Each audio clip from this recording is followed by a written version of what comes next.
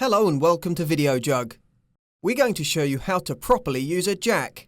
Knowing how to lift your car with a jack can make all the difference when you have to change a flat tyre in an emergency or when doing routine inspections underneath your car. Jacks are easy to handle when used correctly and safely. Find out how to the Videojug way. You will need one jack, usually provided by your car manufacturer. Common types are mechanical, handle-operated scissor jacks because they fold up into compact units, making them easy to store. They are good to use on most ground surface types. Alternatively, you can use a hydraulic, lever-operated jack. They're generally less compact, but there are smaller models available which can fit into the boot. They require an even, leveled surface and so are more suitable for home or garage use. One jackstand for additional safety. One or more wedges to secure the vehicle with. Here is a list of everything you need.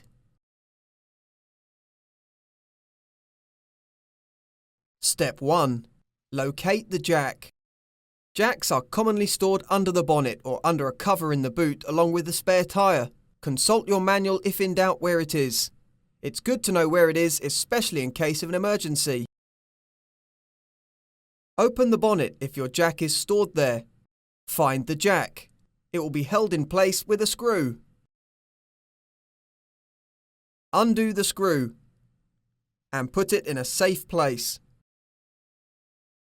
Often jacks come with a tool that is a combination of a spanner designed to loosen the wheel nuts and a crowbar to prise off the hubcaps on the wheels. Take out this tool if you need it.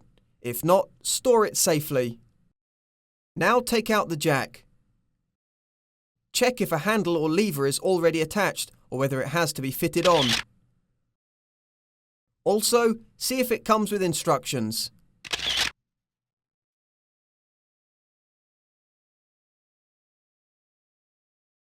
If the jack is stored in the boot, do the following. Release the boot with the lever in the car's interior or simply unlock it. Open the boot and clear out any objects to access the boot floor cover. Lift the mat. You may have to undo a lock or a screw before you can lift off the cover. Remember how to put it all back together and store the parts in a safe place. Lift the cover. Take out the tyre and maybe use the occasion to check its general condition. Find the jack. It may be held in its place with a screw. Remove the spare wheel entirely to have full access to the jack. Undo the screw and put it in a safe place. Now, take the jack out to start the job. Step 2. Check the jack. Before you start, work out how to operate the jack's mechanism. Identify the base plate, which is the part that takes the car's weight. Start by placing the base flat on firm ground. Read and understand the instructions on your jack. Look for information on jack points on the car's frame. Identify the crank, ratchet or lever. A crank-based model will have to be turned clockwise to raise the lever that lifts the car. If necessary, lubricate mechanical parts for a smoother use. Find the part connecting to the car's frame.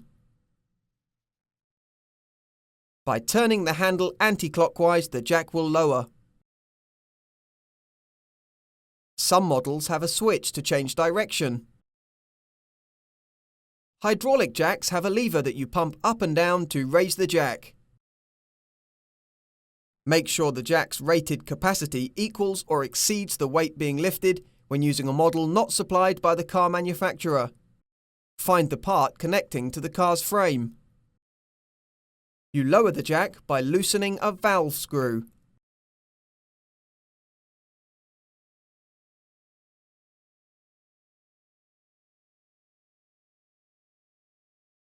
Step 3.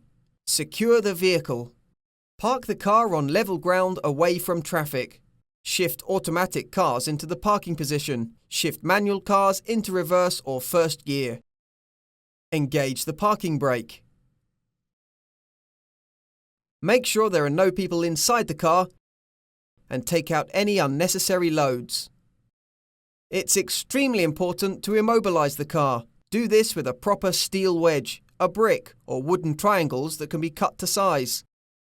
The wheel which is to be wedged should be opposite or diagonal from the one being lifted. Even the most leveled ground may still have a slant. Check out the position of slant and place the wedge behind or in front of the wheel. If you're not sure about the slant, you can lock the wheel by placing a wedge on either side. When parking uphill, place a wedge behind the rear wheel. When parking downhill, place it in front of the wheel. Here's a safety warning. Never do this without wedge supports on sloped ground. Avoid jacking up a car on steep inclines.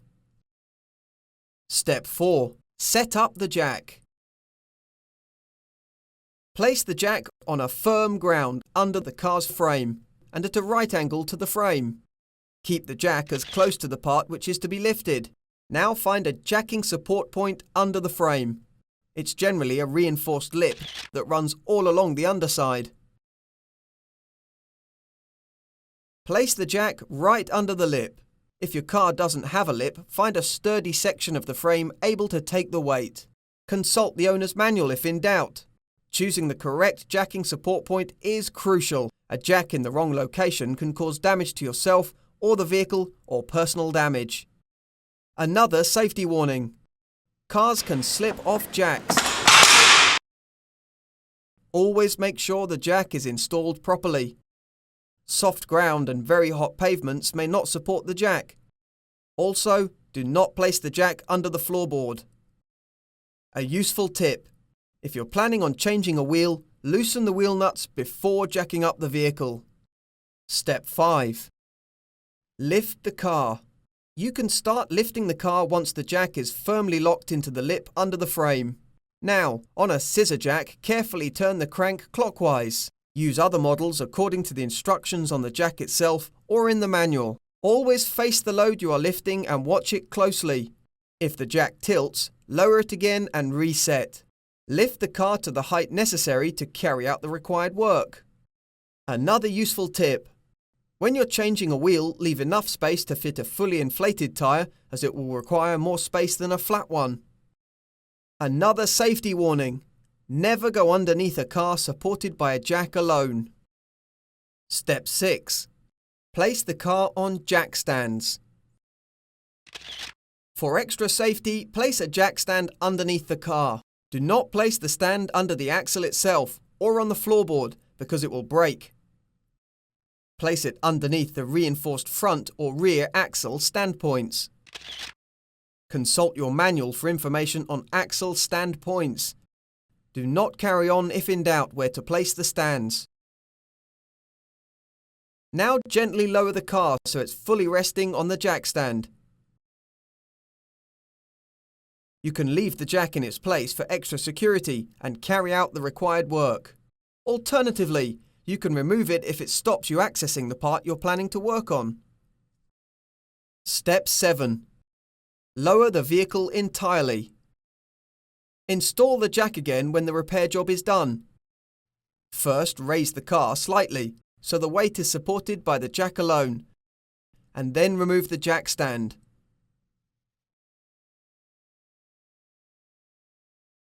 Slowly lower the jack until the car is safely back on the ground.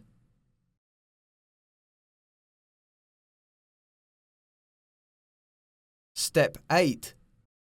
Store the jack in its proper location. Put the jack back in its allocated place. Make sure all the accessory parts are refitted too. Take care to tighten the screws firmly so the jack won't rattle or move around. Close the bonnet where necessary. Put the spare wheel back where required and close the boot. Remove all wedges before getting back on the road. Now you're all done. Remember, whenever working with a jack, always put safety and common sense first.